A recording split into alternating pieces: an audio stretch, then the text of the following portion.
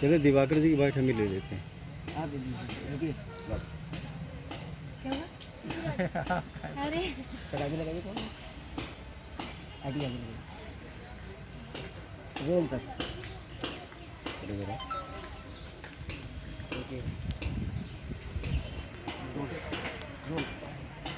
आज निराला नगर स्थित शकुंतला देवी राज सेवा संस्थान के द्वारा आयोजित वृक्षारोपण नशा मुक्ति कार्यक्रम में आए हुए सभी प्यारे बच्चों का अभिनंदन वंदन एवं बड़े बुजुर्गों के आशीर्वाद से जो ये कार्यक्रम आपके सामने चल रहा है, इसके लिए आज दिवाकर जी की पूरी टीम को शाश्वत टाइम्स के संपादक मनोज दीक्षित की ओर से हार्दिक शुभकामनाएं। डॉक्टर दिवाकर जी, ये कार्यक्रम की शुरुआत आपने कहाँ से की? ये कार्यक्रम की शुरुआत मैंने सबसे पहले कानपुर की धरती पर गंगा तट के किनारे बेटी बचाओ बेटी पढ़ाओ कानपुर से मैंने 2014 से इसकी शुरुआत करी। और इसके साथ साथ चूँकि बेटी बचाओ बेटी पढ़ाओ के साथ साथ हमारे लिए पर्यावरण संरक्षण बहुत ज़रूरी था, क्योंकि हम यदि पानी नहीं बचाएंगे, यदि पर्यावरण को हम धूमिल करेंगे, जो हम पर्यावरण को देंगे वही पर्यावरण हमको देगा। हमने पर्यावरण को इतना प्रदूषण दिया है, तो इस कोरोना काल में पर्यावरण ने हमको ऑक्सीजन की कमी से कई मौतें कोरोना काल में ऑक्सीजन की कमी से हुई हैं, और हमें अब आज के दौर में जागरूक होना पड़ेगा। क्या आप मानते हैं कि देश का जो विकास हो रहा है, इस विकास के तहत जो समस्याएं पर्यावरण संबंधित आ रही हैं, उनको कैसे दूर किया जा सकता है? नहीं, इसके चूँकि विकल्प क्या हैं? चूँकि मैंने कई बार टीवी में डिबेट करते हुए साक्षी निरंजन ज्योति जी को देखा है मैंने कि गंगा प्रदूषण के नाम पर इतना हजारों करोड़ अरबों रुपए खर्च कर दिए गए हैं, लेकिन आज भी गंगा उसी स्थिति में है। गंगा मैली हो रही है, और कई सारे अभी आपने कोरोना काल में देखा कि कई सारे शवों को गंगा नदी में हम लोगों ने प्रक्षेपित किया, उनमें बहाया। तो कहीं ना कहीं से हम लोगों ने प्रदूषण को आगे बढ़ाया है, तो उसका खामियाजा हम लोग भुगत रहे हैं। और सरकार तो अपने स्तर से चाहती है, लेकिन हमें अपने आप में जागरूक होना पड़ेगा, प्रत्येक व्यक्ति को जागरूक होना पड़ेगा पर्यावरण संरक्षण और पानी बचाने के लिए। आपके द्वारा जारी प्रयास सही हैं, लेकिन इसके अलावा आपकी जो टीम ने कोई प्रोजेक्ट में बनाया है ऐसा जिस पे आप काम कर रहे हैं? नहीं, ऐसा तो प्रोजेक्ट नहीं है। ये है कि जैसे हमारा कानपुर में विद्यालय चलता है, तो वहाँ पर बेटियों के लिए हम लोग ऐसा हर साल 10 बेटियों की फ्री शिक्षा हम लोग देते हैं। और जो है एक एनजीओ है जो कहीं से हम लोगों को सपोर्ट, पैसे से आर्थिक सपोर्ट, कहीं से शासन द्वारा कोई सपोर्ट नहीं मिलता है। हम लोग अपने पैसे से स्वयं कई जिलों में यात्राएं निकाल करके पर्यावरण वृक्षारोपण संबंधी। एनजीओ के लिए आपने शासन से कभी आर्थिक डिमांड की? जी, मैंने राज्यपाल महोदय से डिमांड करी थी और लेटर भेजा था, तो राज्यपाल महोदय ने कानपुर में डीएम कार्यालय में हमारा लेटर प्रेषित किया, और वहाँ से मुझको फ़ोन आया कि आपको कैसी सहायता चाहिए।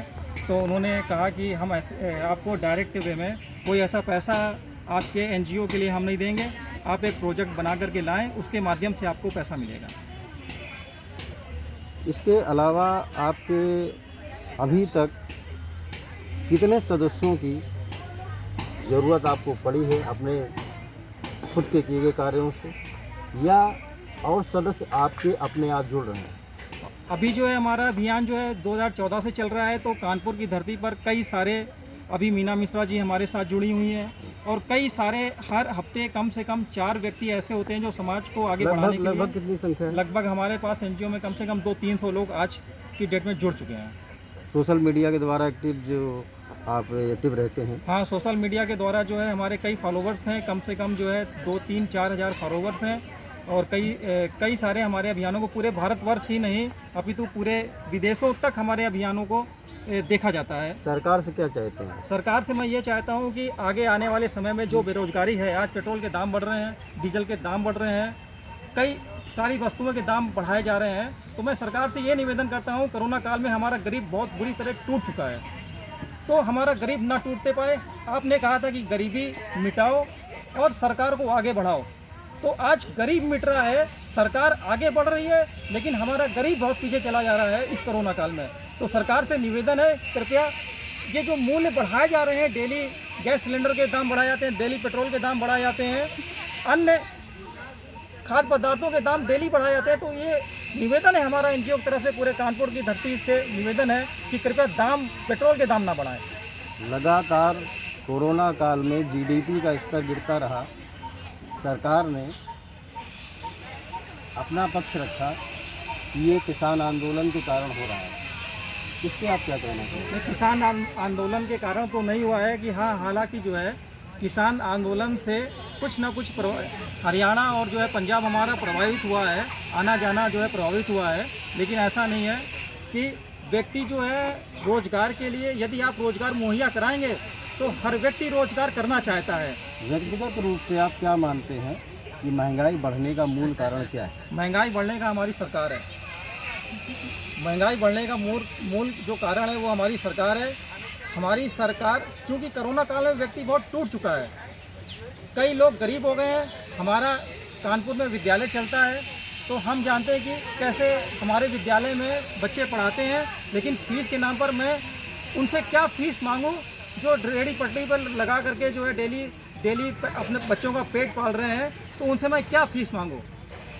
हम लोग वृक्ष लगाते हैं, पार्कों में लगाते हैं, रोड के किनारे लगाते हैं, कई जगह लगाते हैं, उनको संरक्षण कैसे करें, इस पर कभी कोई विचार नहीं? विचार की गई आपकी तरफ? नहीं, विचार बहुत है हमारा जो है। कई आज देखिए वृक्षारोपण कार्यक्रम कई एनजीओ चलाती हैं, लेकिन एनजीओ कार्यक्रम चलाती हैं, चलाने के बाद वृक्षारोपण तो फ़ोटो खिंचाने तक सीमित हो जाता है। हम फ़ोटो खिंचा लेते हैं और उसके बाद पेड़ पौधे की सुरक्षा हमारी नैतिक जिम्मेदारी नहीं होती है। मीडिया में आ जाता है, फ़ोटो खिंचा लिया, सब कर लिया, लेकिन हमारी नैतिक जिम्मेदारी नहीं हुई। अब जो है हमें फ़ोटो खिंचाने के साथ साथ वो पेड़ जब 1 साल का हो तो हमको दिखाना चाहिए कि हाँ, ये मेरा पेड़ 1 साल का हो गया, देखिए मैंने इसका पालन पोषण किया है। एक वृक्ष 100 पुत्र समान। यदि आपने वृक्षों का कटान किया, वृक्षों को आपने पाला नहीं, तो ये समझिए कि आप अपने पुरखों का गला घोट रहे हैं, पितरों का गला घोट रहे हैं, अपने बच्चों को जिंदा मार रहे हैं। तो हमें पर्यावरण के साथ साथ हमें वृक्षों को भी बचाना है। आपकी टीम के द्वारा कुछ ना कुछ हमेशा कुछ किया जाता है, इसके अलावा कोई आपकी टीम ऐसा विचार कर रही है आने वाले समय में जिससे कुछ बेटी बचाओ बेटी पढ़ाओ अभियान को और मजबूती मिल सके? ऐसा क्या कर रही है, इसके बारे में जानकारी?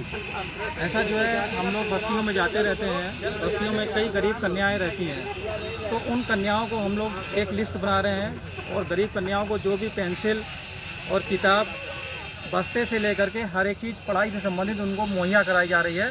जो कंपटीशन की तैयारी बच्चे करना चाहते हैं, पैसों का अभाव है, तो हमारी संस्था उनकी मदद भी करेगी आगे चल करके। पैसों के अभाव ना हो, वो कंपटीशन की तैयारी करें और देश में IAS PCS बन करके हमारे समाज का नाम रोशन करें। ठीक है। ये डॉक्टर दिवाकर प्रजापति जिन्हें जो बातें कही हैं उससे समाज को एक संदेश जाता है। इस संदेश को लेकर लोग जागरूक हों। धन्यवाद।